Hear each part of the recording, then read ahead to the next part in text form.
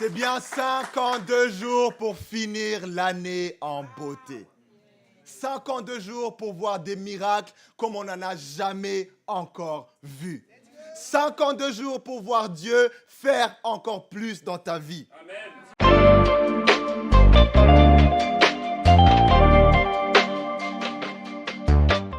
Prions.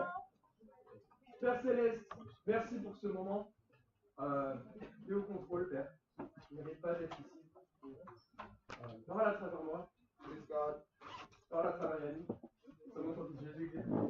Amen. Amen. Bonjour Église. Je m'appelle Jérôme, c'est le privilège de servir à l'Église de Paris à temps plein. Donc ça va faire maintenant quelques mois que je sers à temps plein. Ça fait 2 ans, du coup, un peu plus de 2 ans que je suis disciple également. Dans un background athée, je ne croyais pas du tout en Dieu. Et donc aujourd'hui, j'ai un message pour vous. Avec Yannick, on a un message pour vous. Et notre message, c'est 52 jours pour terminer l'année en beauté. 52 jours pour terminer l'année en beauté. Merci à Dieu, merci à Kevin pour cette opportunité de pouvoir prêcher la parole. Et on va étudier le livre de Néhémie. On va aller en Néhémie. Néhémie signifie Yahweh console. Le Seigneur réconforte. Et quand Dieu console, son peuple se lève. Et son peuple se relève également. Donc, à l'époque de Néhémie, on se retrouve vers 445 avant Jésus-Christ, ici, sous l'Empire perse. Et le grand royaume d'Israël, qu'on a connu avant avec David, ici, il n'existe plus. On est à peu près à 70 ans après l'exil de Babylone, ici. Et il y a une partie du peuple qui est revenue à Jérusalem. Le temple, il a été reconstruit, et donc l'endroit de la présence de Dieu est là. Mais il manque quelque chose. Il manque les murailles. Et pas de murailles, ça veut dire pas de protection, pas de cadre. Ici, la muraille, ça représente le royaume, tout simplement. Et donc pas de distinction entre le peuple de Dieu et le monde. Tout entre, tout sort, et il y a tout qui se mélange en fait. Et c'est là, à ce moment-là, que Dieu agit. Il ne choisit pas un prêtre, il ne choisit pas un prophète, il ne choisit pas un roi, il choisit un laïc, un simple serviteur au palais du roi, le porteur de coupe, Néhémie. Un porteur de coupe, il avait quand même une grande responsabilité, dans le sens où un porteur de coupe, c'est celui qui allait goûter le vin ou la boisson avant qu'elle soit goûtée au roi pour savoir si elle était empoisonnée ou pas. C'était vraiment un rôle de confiance, mais ici, c'était pas forcément quelqu'un qui faisait partie du peuple de Dieu, ici. Et qu'est-ce qui s'est passé juste après? En 52 jours, ce même homme va influencer tout un peuple pour reconstruire les murailles de Jérusalem. Parce que le temple seul ne suffit pas. Il faut les murailles. Le temple, c'est la présence de Dieu. Les murailles, c'est le royaume de Dieu. C'est l'organisation, la protection, la distinction. Et dans Néhémie, chaque famille devait reconstruire une portion du mur ici. Exactement comme aujourd'hui. On est le royaume. Amen. On est une église. Amen. Et chaque disciple a la responsabilité de bâtir sa discussion sur la Bible. De bâtir également des amitiés, permettre à d'autres âmes de connaître Dieu ici. Et c'est ça le message ce matin. Néhémie a pris 52 jours à reconstruire la muraille. À partir de demain, il restera 52 jours avant la fin de l'année, avant 2026. 52 jours pour terminer l'année en beauté. Autant de jours, encore une fois, que Néhémie a mis pour rebâtir les murailles de Jérusalem. Excusez-moi. Qu'est-ce que Dieu peut reconstruire dans ta vie, ton cœur, ta foi, ton engagement ce matin et pour ces 52 derniers jours de l'année? Pour y arriver, il va falloir 2 choses. Soit un consolateur. Soit un consolateur et accomplit la vision. Amen. Néhémie n'a pas seulement rebâti les murs, il a consolé un peuple et accompli une vision. Si toi aussi, dans ces 52 derniers jours, tu choisis de consoler et d'accomplir, alors tu finiras pas simplement l'année, mais tu la termineras en beauté. Néhémie n'a pas bougé parce qu'il voyait un mur cassé. Il a bougé parce il avait son cœur brisé. Il n'a pas eu une stratégie, il a eu une tragédie qui l'a poussé à prier. Il n'a pas cherché le plan parfait. Il a cherché le cœur de Dieu en priant. Donc avant d'avoir la vision, il a eu la compassion. Avant d'être un leader, il a été pleureur. Et par la suite, un consolateur. Premier point, Église, sois un consolateur. On va aller en Néhémie 1, chapitre 1, verset 1.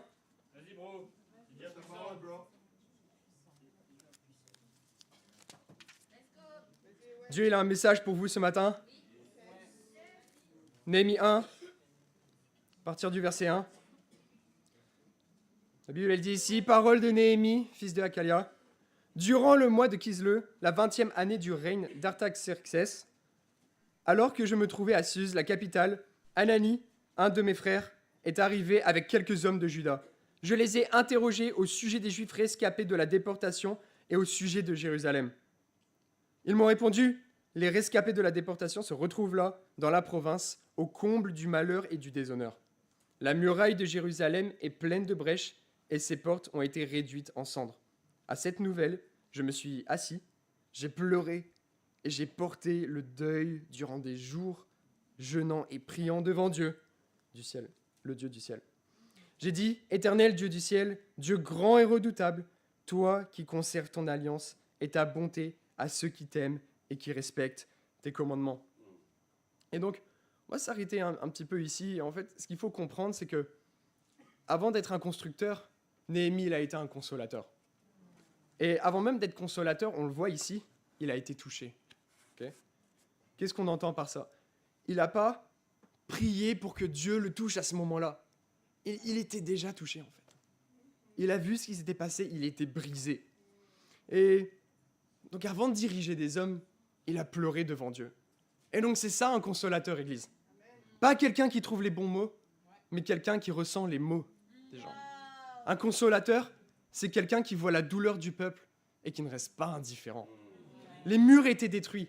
Le peuple vivait dans la honte. Mais là où tous les autres se sont habitués à la ruine, Néhémie a reconstruit la muraille. Amen. Les murs étaient détruits, le peuple vivait dans la honte, mais Néhémie a été brisé ici. Il n'a pas laissé les choses le laisser se faire tout simplement, il a été là. Et donc avant d'être un consolateur, Néhémie devait être brisé.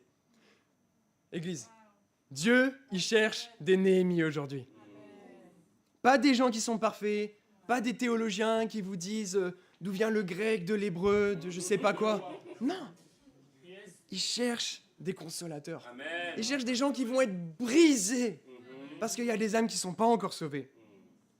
Des disciples qui entendent parler des ruines spirituelles en France et qui ne haussent pas juste les épaules, mais qui tombent à genoux et qui prient à Dieu. Vas-y, Owen. Parce qu'en France, en réalité, même si je vous demande aujourd'hui, qui a peur de l'échec ici? Qui a peur d'échouer dans la vie? On a tous peur. Ok? Et la Bible, elle dit, le juste tombe 7 fois, mais il se relève. En Proverbe 24, on connaît l'écriture. Et le point ici, c'est, on va échouer, mais Dieu, il ne regarde pas à ça. Il regarde à comment on va se relever, Amen. comment on va bâtir la France ensemble. La France a besoin d'hommes et de femmes qui sont dévoués à Dieu et qui sont prêts à tout, peu importe ton background, que tu sois catholique, athée, que tu viennes ici pour la première fois. Dieu te cherche et il veut une relation avec toi. Jésus est ton consolateur. Jésus est ton consolateur. Donc laisse-le t'aider. Dieu, il a utilisé les larmes de Néhémie pour déclencher un réveil national. Tu n'as pas besoin d'être parfait pour consoler, tu as juste besoin d'être touché.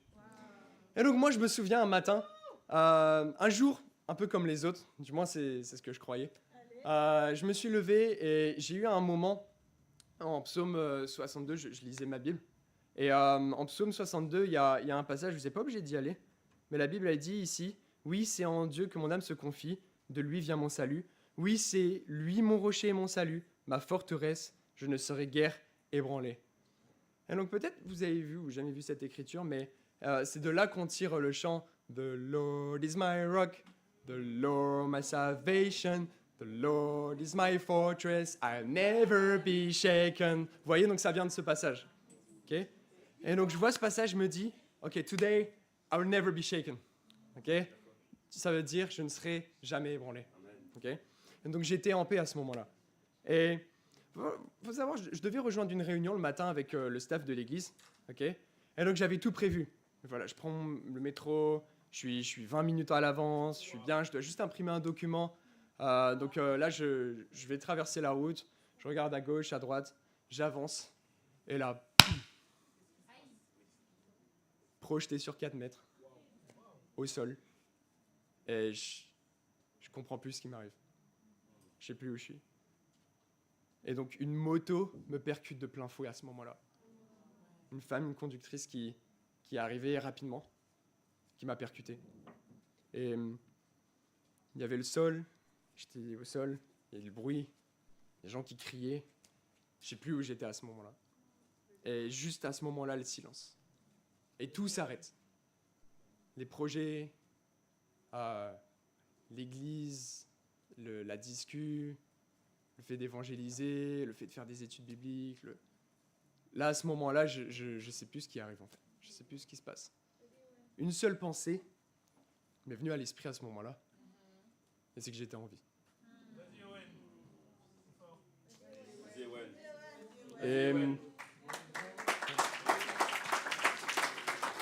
Et à ce moment-là, j'ai compris quelque chose.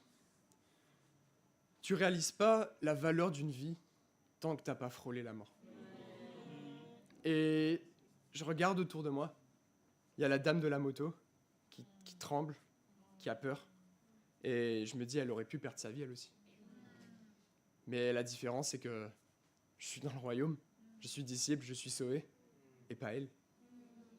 Et donc Dieu m'a rappelé ce jour-là que chaque âme compte. Ce jour-là, c'était le mardi de cette semaine. C'était il y a 5 jours. Et on peut tout perdre en une seconde. Okay. Tout va bien, j'ai une douleur au coccyx, à la cuisse gauche, des égratignures sur les coudes, mais je suis là. Et si je suis là, je sais que c'est la grâce de Dieu. Je sais qu'il a mis un message sur mon cœur que je dois vous dire ici. On doit comprendre cette grâce de Dieu. C'est pas simplement pour soi, c'est pour sauver, c'est pour se relever, c'est pour aider des âmes. Okay. Et par la grâce de Dieu, la conductrice, Isabelle, elle viendra au culte dimanche prochain. 52 jours pour terminer l'année en beauté. Donc, on voit Néhémie ici, au chapitre 1. On voit qu'il console dans la prière. Il pleure, il jeûne, il intercède. Et dans le 2e chapitre, Néhémie console, cette fois-ci, dans l'action. Okay. Et donc, regardez ce que la Bible dit ici, en Néhémie 2, versets 17 à 18. La Bible, elle dit ici, « Je leur ai alors dit, vous voyez vous-même la malheureuse situation dans laquelle nous nous trouvons. Jérusalem est en ruine et ses portes ont été réduites en cendres.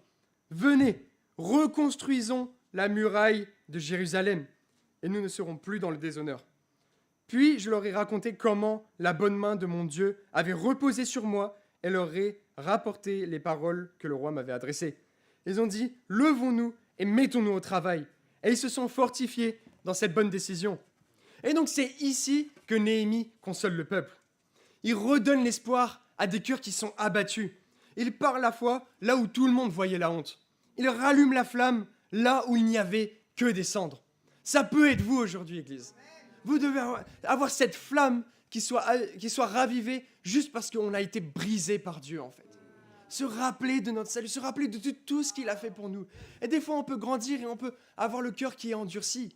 C'est très facile en tant que Français d'avoir le cœur endurci. Ici, en France, de ne pas être ouvert avec les gens, de toujours montrer la meilleure facette de soi. J'étais quelqu'un comme ça dans le monde. Les gens pensaient que j'étais parfait. J'étais analyste financier à 19 ans. J'arrive à Londres dans un des métiers les plus prestigieux qui existent. À Londres, j'arrive bras droit d'un CEO, d'un gars d'influence qui est ami avec Elon Musk, Jeff Bezos dans l'intelligence artificielle. Et tout ça, au final. Mais avant ça, mon cœur, il était dur. Les gens, ils savaient pas ce qui se passait au fond de moi. J'étais hypocrite. Je mentais aux gens. Ça m'est arrivé de tricher à l'université. Ça m'est arrivé de trouver la sécurité dans des choses qui sont inacceptables aujourd'hui en tant que disciple. Quand on aime Dieu, trouver sa sécurité dans la triche, dans le mensonge, dans la masturbation, dans la pornographie. Ça peut pas arriver quand on aime Dieu et quand on est brisé par Dieu. J'ai un défi pour vous. pleure. Pleure. Après cet accident, je me suis relevé, je suis arrivé au staff, et on a l'habitude de faire des chants avant de commencer. Et on a chanté The Lord is my rock, the Lord my salvation, the Lord is my fortress, I'll never be shaken, I'll never be shaken, I'll never be shaken. Et c'est là que j'étais en larmes. C'est là que j'ai réalisé. Wow. C'est une grâce d'être ici. Dieu, il ne te demande pas de tout comprendre. Il ne te demande pas d'avoir la stratégie parfaite, ni les bons mots. Il te demande une chose. Pleure. Pleure pour ton peuple. Pleure pour ta famille. Pleure pour la France. Pleure pour ceux qui ne connaissent pas Dieu. Parce que tant que ton cœur reste sec, ton ministère restera stérile. Mais quand tes yeux commenceront à couler, le ciel commencera à bouger ici en France. Néhémie, il a changé une nation. Pas avec des plans, mais avec des larmes. Ce n'est pas sa position qui a touché Dieu, c'est sa compassion. Alors arrête de te durcir. Peut-être vous êtes venu endurci ce matin, mais Dieu, il veut vous libérer. Arrête de dire, c'est pas mon problème. Laisse Dieu te permettre de redevenir tendre ici. Laisse Dieu te briser pour ce que lui, il aime. Parce que si tu veux rebâtir les murs, il faut d'abord laisser Dieu casser ton orgueil. Pleure à nouveau. Pleure comme Jésus a pleuré sur Jérusalem. Et quand tu pleureras, Dieu te consolera. Et quand Dieu te consolera, tu deviendras un consolateur. Ok ? Et donc ouais, Jésus, il est ton consolateur. Et on veut voir, moi je veux voir des Français qui se battent pour leur nation. Parce qu'il y a des Français qui sont prêts à tout ici. Mais pas seulement dans cette salle, mais ici, ceux qui nous regardent. Je sais qu'il y en a qui nous regardent en ligne. Et la France, elle a besoin de Dieu. Qui est prêt à se lever aujourd'hui ? Qui est prêt à tout faire pour Dieu ? Pas des cœurs durs, mais des cœurs purs. Pas des disciples blasés, mais des disciples brisés. Le deuxième point que j'ai pour vous, accomplis la vision. On va aller un peu avant au verset 11. On a lu le verset 17, on va aller au verset 11. Et la Bible elle dit ici, « À mon arrivée à Jérusalem, j'y suis resté 3 jours. Puis je me suis levé pendant la nuit, accompagné de quelques hommes, sans avoir encore dévoilé à personne ce que mon Dieu m'avait mis à cœur de faire pour Jérusalem. J'avais pris une seule bête avec moi, celle que je montais. Sortant donc de nuit par la porte de la vallée, j'ai pris la direction de la source du dragon et de la porte du fumier. J'examinais la muraille de Jérusalem avec ses brèches et ses portes dévorées par le feu. Je suis passé près de la porte de la source et du bassin du roi, sans trouver de passage pour ma monture. Toujours de nuit, je suis remonté par la vallée, sans cesser d'examiner la muraille. Puis je suis rentré par la porte de la vallée, et j'ai ainsi été de retour. Les magistrats, ici, ignoraient où j'étais allé et ce que j'avais fait. Jusque-là, je n'avais rien dévoilé aux Juifs, ni aux prêtres, ni aux nobles, ni aux magistrats, ni à aucun de ceux qui exerçaient une responsabilité.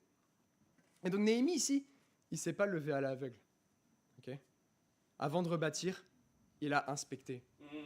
Avant d'agir, il a observé ce qui se passait autour de lui. Avant d'annoncer la vision, il a compris là où il en était. Il a compris la réalité de la situation. Parce que la vraie vision, elle n'est pas dans l'imagination, elle naît dans la compassion. Néhémie, il a marché dans la nuit, seul, en regardant aux ruines. Non, pas pour désespérer, mais pour voir comment Dieu voit. En fait. Et donc, tu ne peux pas accomplir une vision si tu refuses de regarder tes ruines. Si tu refuses de regarder aujourd'hui vraiment où tu en es. Okay ? La foi, ce n'est pas ignorer la réalité, Église. C'est la voir en face et croire à la restauration. Amen. Okay ? Et donc, le consolateur du chapitre 1, il devient le visionnaire du chapitre 2. Ce qui a commencé dans les larmes finit dans la lumière. Et donc, Dieu, il ne t'aime pas pour rien. Il t'aime pour t'envoyer. On a une mission. Que ce soit dans notre discu, que ce soit avec nos frères et sœurs. Comment, est-ce que vous savez vraiment comment, chacun d'entre nous, comment on va ? Est-ce que vous vous parlez ? Est-ce que quand vous voyez quelqu'un qui est assis ou qui est assis seul, vous allez voir cette personne et voir comment elle va et qui elle est. Et j'ai jamais vu cette personne avant et juste être reconnaissant de voir des nouvelles personnes. C'est ça le cœur à avoir. C'est ce qu'on a dit, Jésus est Seigneur le jour de notre baptême. Et Jésus est Seigneur, c'est Jésus, il est Seigneur de toute ta vie. De toute ta vie. Il n'y a pas d'introverti, d'extroverti. Ça n'existe pas. Montre-moi introverti dans la Bible. Il y a ça nulle part. Ok ? Le point, c'est quoi ? On doit être unis dans la mission. Ok ? Les larmes t'ouvrent les yeux. Et Néhémie, il ne s'est pas arrêté de pleurer et il s'est levé avec une vision claire. Ok ? Il a dit, venez, rebâtissons. Rebâtissons. Il a uni tout le monde. Ok ? Et donc, c'est vraiment ça qu'on doit avoir à cœur. Ce matin, tous ensemble, de rebâtir, d'avoir la vision. Et je sais qu'il y a plusieurs personnes qui ont cette vision. Ok ? Déjà, vous tous, si vous êtes ici, c'est que vous voulez rebâtir un monde en perdition. Amen. Vous voulez rebâtir le royaume de Dieu ensemble. On a pour objectif d'être à 150 disciples d'ici la fin de l'année. Ok ? Ce vendredi, par la grâce de Dieu, on a eu un showcase incroyable et à la fin, Clélia a été baptisée et sauvée. Ok ? Aujourd'hui, par la grâce de Dieu, il y a Déborah, Elena et Régivan qui sont venus se faire baptiser. Au mois de novembre, on a eu 4 baptêmes et on n'est même pas au tiers du mois. Qu'est-ce que Dieu il peut faire ? Ça peut être toi dimanche prochain. Ça peut être toi. Si tu te sens visé, je parle à toi. Dieu, il parle à toi. Ok ? Et donc, j'ai un défi pour vous. Je sais que certains ont fait un vision board pour l'année 2025. Ok ? Je vous défie aujourd'hui. Faites un vision board pour 2025. Pas pour 2026. Pour 2025. 2025 vient de commencer, guys. Dieu, il peut faire tellement en 2 mois. Bien plus qu'on l'aurait jamais pu imaginer. Néhémie avait cette foi. Il a été brisé. Et je sais que vous l'avez, Église. Je sais que si vous êtes là, c'est que vous l'avez. Donc, inspectez, bien sûr. Regardez la réalité des choses. Reprenez peut-être ce vision board et regardez comment ça a avancé. Mais refaites-en un avec foi pour la fin de l'année. Tous ensemble. On doit pleurer, on doit être brisé par Dieu. Mais on doit avoir la vision également. Et on doit se projeter. Et pas attendre 2026. Je sais qu'il y en a, peut-être ils ont déjà abandonné ici. Ils peuvent se dire, bah, c'est octobre, novembre, vas-y, c'est un peu les mois les plus tristes de l'année. Il pleut, on attend les fêtes, on attend vite les fêtes. Tu vois. Ouais, parce que janvier, il y a les fêtes, encore. Et donc novembre, c'est un peu, il pleut, je sais pas, il y a les feuilles qui tombent, tout ça, vite 2026, vite Noël, vite les cadeaux, vite je sais pas quoi. Non, Dieu il vous donne cette vie aujourd'hui. Donc utilisez-la. Dieu il nous donne un souffle et c'est pas pour qu'on aille le gâcher dans le découragement. Ok ? Donc, Néhémie n'a pas seulement rebâti les murs, il a rebâti l'espérance d'un peuple. 52 jours pour terminer l'année en beauté. Dieu veut faire la même chose avec toi ce matin. Dieu veut faire la même chose. Peut-être que cette année, tu t'es senti brisé. Peut-être que ton mur intérieur a pris des coups. Peut-être que ton feu s'est éteint. Mais si tu es encore là, c'est que Dieu n'a pas fini avec toi. Tu as pleuré, gloire à Dieu. Tu as souffert, gloire à Dieu. Parce que ce sont tes larmes qui vont devenir ton appel. Ce que Dieu a commencé dans tes larmes, il veut l'accomplir dans la lumière. Il veut l'accomplir ensemble. Ces 52 jours ne sont pas juste un compte à rebours, c'est une opportunité divine. 52 jours pour te relever. 52 jours pour prier avec passion. 52 jours pour rebâtir ta foi, ton zèle et ta vision. 52 jours pour terminer l'année en beauté. Et avec ça, à Dieu soit toute la gloire.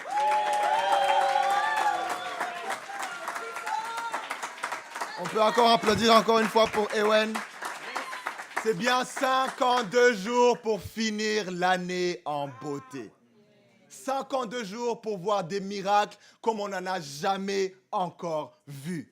52 jours pour voir Dieu faire encore plus dans ta vie. Amen. On est en train de sortir de 2025 et on ne va pas en sortir main nue. On est en train de sortir de 2025 et on ne va pas partir comme on est rentré dedans. On va sortir de 2025 victorieux. On va sortir de 2025 transformé. On va sortir de 2025 guéri. Et c'est de ça qu'on parle aujourd'hui. 52 jours pour terminer l'année en beauté. On va continuer à étudier le livre de Néhémie. On va regarder du chapitre 4 au chapitre 6 que Néhémie arrive à reconstruire cette muraille dans 52 jours. Et ce qu'il a utilisé, ce qui s'est passé, oui, il a pleuré, oui, il a accompli une vision, mais il n'était pas seul. Dans ces 52 jours, tout le monde a dû travailler. Dans ces prochains 52 jours, tout le monde doit travailler. Je veux que tu regardes à ton voisin à gauche et à droite et que tu lui dis, tu dois travailler. Ça ne va pas se faire automatiquement. Ce n'est pas que pour les personnes qui sont devant. Ce n'est pas seulement pour les dirigeants des discus.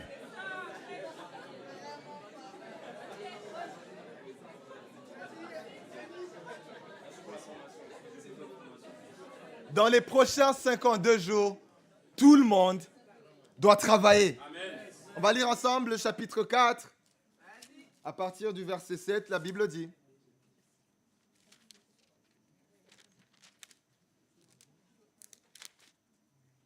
J'ai donc posté le peuple par famille, tous avec leur épée, leur lance et leur arc, en contrebas derrière la muraille, aux endroits arbitrés. Après avoir tout inspecté, je me suis levé pour dire aux nobles, aux magistrats et au reste du peuple: n'ayez pas peur d'eux. Souvenez-vous du Seigneur grand et redoutable et combattez pour vos frères. Combattez pour vos fils, vos filles, vos femmes et vos maisons. On va sauter un peu au verset 13. J'ai alors dit aux nobles et aux magistrats et au reste du peuple: le travail est immense et le chantier étendu, si bien que nous sommes dispersés sur la muraille, éloignés les uns des autres. Au son de la trompette, rassemblez-vous près de nous, à l'endroit où vous l'entendrez sonner, et notre Dieu combattra pour nous. Ici, Néhémie est en train d'engager tout le peuple. Il engage les magistrats, les nobles, mais tout le peuple. Et aujourd'hui, je suis là pas pour parler à ceux qui sont assis devant. Je suis là pour parler à tous ceux qui sont ici. Amen. Tu te dis peut-être, mais c'est la première fois que je viens. Oui, je parle à toi. Si ces 52 jours vont transformer ta vie, ça va demander que toi aussi tu travailles. Jésus a déjà fait le premier pas. Il t'a déjà permis d'être là aujourd'hui. Mais ça va demander que toi aussi tu travailles. Je ne suis pas seulement en train de parler aux dirigeants. En vrai, tout le monde est dirigeant. Exactement.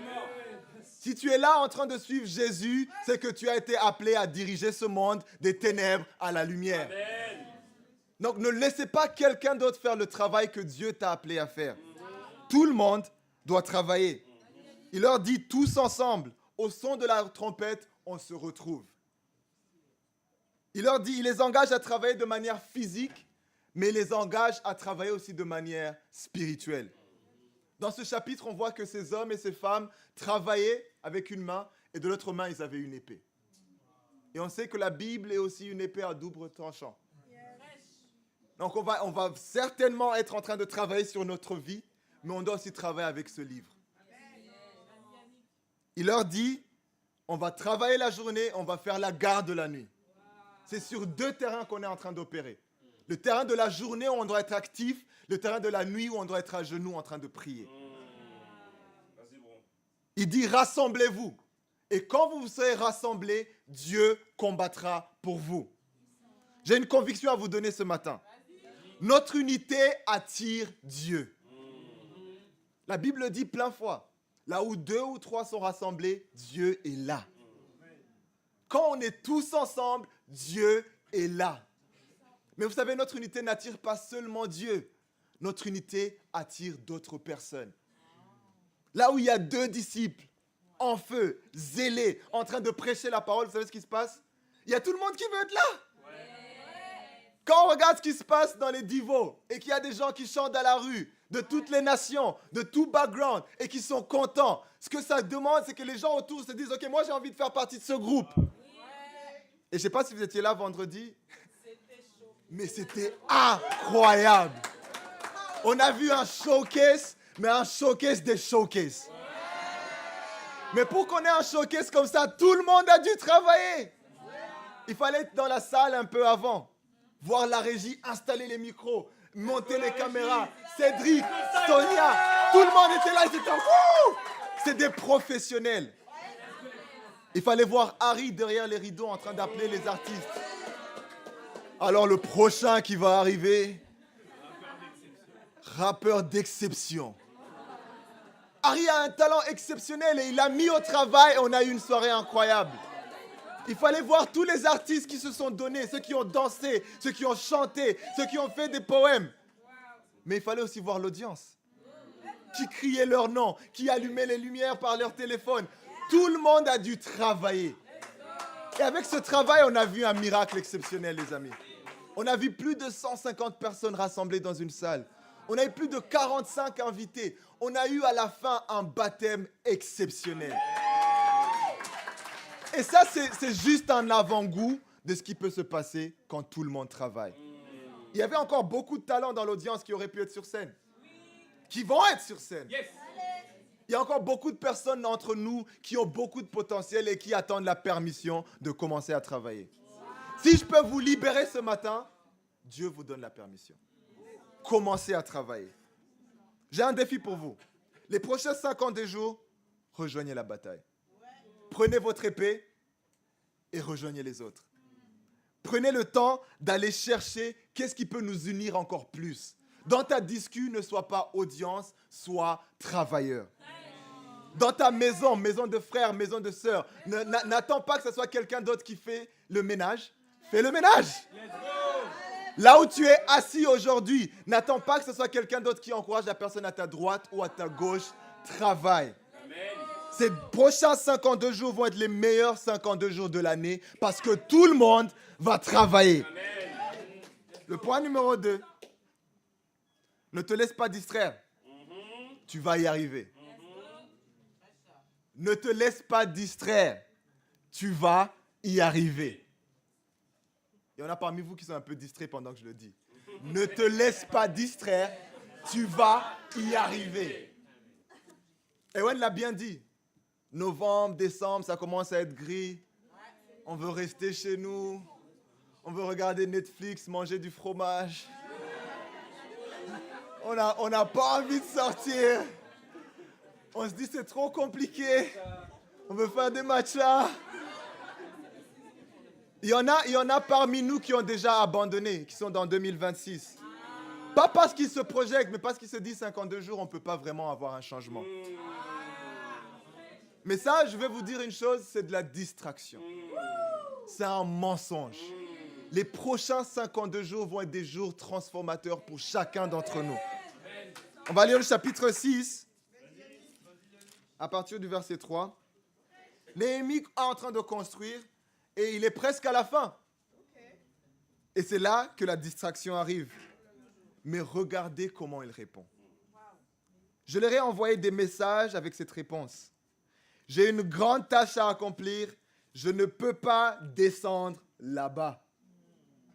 Pourquoi le travail devrait-il être interrompu pendant que je l'abandonnerai pour vous rejoindre? Ils m'ont adressé 4 fois la même demande, avec toujours la même réponse de ma part. La 5e fois, Sanballat m'a fait parvenir ce message par son serviteur. Celui-ci tenait une lettre ouverte où il était écrit « On raconte parmi toutes les nations de Geshem, et Geshem l'affirme, que le Juif et toi, vous avez l'intention de vous révolter et que c'est la raison pour laquelle tu reconstruis la muraille. D'après ces rumeurs, tu veux devenir roi et tu as même établi des prophètes pour te proclamer roi de Juda à Jérusalem. Maintenant, le roi va avoir connaissance de ces rumeurs. Viens donc et tenons conseil ensemble. Je fais répondre à Sanballat. Il n'y a rien de vrai dans ces rumeurs dont tu parles. C'est toi qui inventes tout ça de toutes pièces. Sanballat, ça veut dire le péché a donné vie. Et Sanballat, c'est une représentation de la distraction. C'est le moment où le péché cherche à naître en toi. C'est le moment où il essaie de prendre vie, où il te chuchote dans les oreilles, où il veut te distraire de ce que tu dois faire. C'est le moment où le péché veut prendre tes pensées. Le péché veut prendre ton temps. Le péché veut voler ton cœur, il veut voler ta foi. Je ne sais pas si vous avez vu sur Instagram, il y a eu à un moment donné une trend où il y avait un gars qui faisait comme ça. Not today, Satan. Je ne sais pas si vous voyez c'est quoi. Mais il dit pas aujourd'hui, Satan. Pas aujourd'hui. Il y a de la négativité qui vient et c'est un peu comme une danse. Il fait pas aujourd'hui, pas aujourd'hui, pas aujourd'hui. C'est la mentalité que Néhémie a eue. Le diable venait chuchoter, ouais, mais est-ce que... Pas aujourd'hui, Satan. Et il a répondu, le diable a la même technique, de jeunesse à aujourd'hui. Te faire douter. Les pensées dans ta tête. Ouais, mais est-ce que tu penses que... Ouais, mais est-ce que tu penses que tu es choisi? Ouais, mais 52 jours. Mais tu ne l'as pas fait dans 300 quelques jours. Mais comment est-ce que tu vas l'arriver dans 52 jours? Il répète et il répète et il répète. Mais Néhémie a contre-attaqué de la même manière que Jésus a contre-attaqué dans le désert. Il a mentionné la vérité. Il a dit, j'ai une grande tâche à accomplir. Je fais un excellent travail. Je ne vais pas descendre. Mes frères et sœurs, j'ai envie de vous convaincre d'une chose ce matin. Vous faites un excellent travail. Et ce n'est pas que à moi de le dire, j'ai envie que vous le répétez à vous-même. Je fais un excellent travail. Est-ce que je peux vous entendre le dire après moi? Je fais un excellent travail. Encore une fois avec conviction, je fais un excellent travail. Si tu es vivant aujourd'hui, si tu es assis dans cette salle aujourd'hui, c'est que tu as fait un excellent travail. Peu importe ce que ta vie t'a donné cette année, peu importe les hauts et les bas, si tu es encore en train de se battre aujourd'hui, tu as fait un excellent travail. S'il y a des disciples remplis dans cette salle, c'est que chacun d'entre vous a partagé sa foi. S'il y a eu des baptêmes cette année, c'est que chacun d'entre vous a donné son cœur. S'il y a des miracles qui se passent dans notre vie au quotidien, c'est que chacun d'entre vous est en train de se battre. Et j'ai envie de vous convaincre de ne pas laisser le diable vous distraire. De ne pas laisser les distractions prendre votre pensée. De ne pas laisser le diable vous voler votre foi.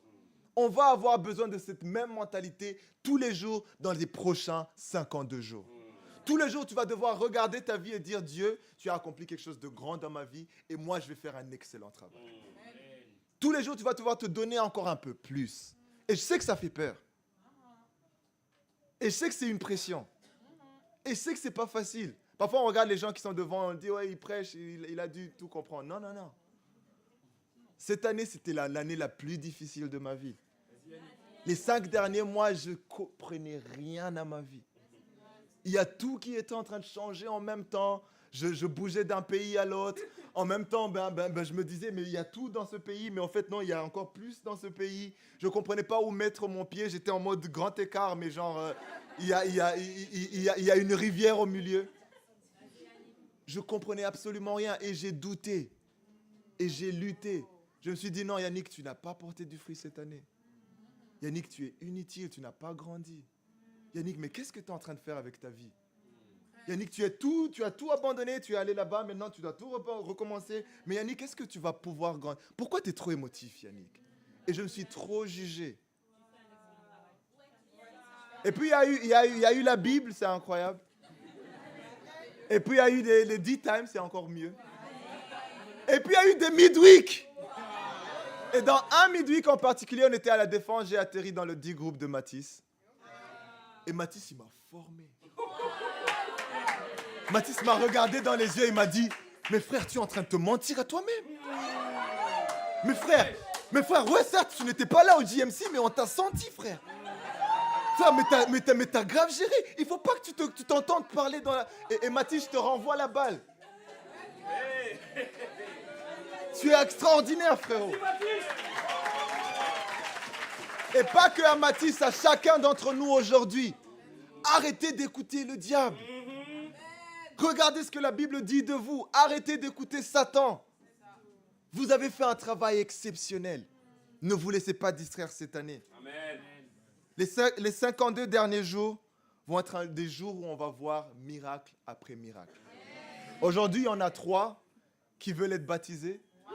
Ce n'est pas la fin du mois. Demain, ça peut être toi. Peut-être c'est la première fois que tu arrives. Tu te dis, mais pourquoi on parle du baptême? Mais c'est quoi ce... Étudie la Bible. Quand on dit on va avoir 150 disciples avant la fin de l'année, ce n'est pas une blague. On va dépasser ce standard. Quand on dit que le culte de Noël qui arrive va avoir plus de 400 personnes qui vont être là, c'est pas une blague. Quand on dit que dans une semaine, on verra 7 âmes sauvées et venir à Dieu, ce n'est pas une blague. De la même manière, quand on parle de toi qui va changer, ce n'est pas une blague. De la même manière, dans 52 jours, c'est assez pour que tu rencontres quelqu'un qui va avoir une relation avec Dieu et que cette personne rencontre quelqu'un qui va avoir une relation avec Dieu. Quand on dit que tu peux avoir cette promotion dans ton travail, ce n'est pas une blague. Quand on dit que ta vie peut aussi si tu es myope, mais ta vie peut changer, ce n'est grave pas une blague. J'ai envie de vous appeler à avoir cette conviction. J'ai envie de vous appeler à vraiment voir les prochains 52 jours comme les meilleurs 52 jours de votre vie. Le verset 15, la Bible dit « La muraille a été terminée le 25e jour du mois d'Elul, soit en 52 jours. » Lorsque nos ennemis dans toutes les nations environnantes l'ont appris, ils ont eu peur. Ils ont eu très peur. Ils se sont sentis tout petits et ont reconnu que c'était notre Dieu qui avait présidé à la réalisation de ce travail. Frères et sœurs, les 52 jours qui nous restent vont être des jours où notre Dieu, pas votre force, notre Dieu, pas votre capacité à accomplir de grandes choses, notre Dieu va accomplir encore plus grand, encore plus fort, encore plus rapidement, de manière plus efficace, bien plus grand que vous n'avez vu toute cette année. Mais c'est important pour vous, comme Ewen l'a dit, de devenir le Néhémie de votre discours, d'être consolateur. C'est important pour vous de mettre la vision en action. C'est important que tout le monde travaille. Et c'est important qu'on ne se laisse pas distraire et qu'on fonce parce que on va finir cette année en feu. Et à Dieu soit toute la gloire.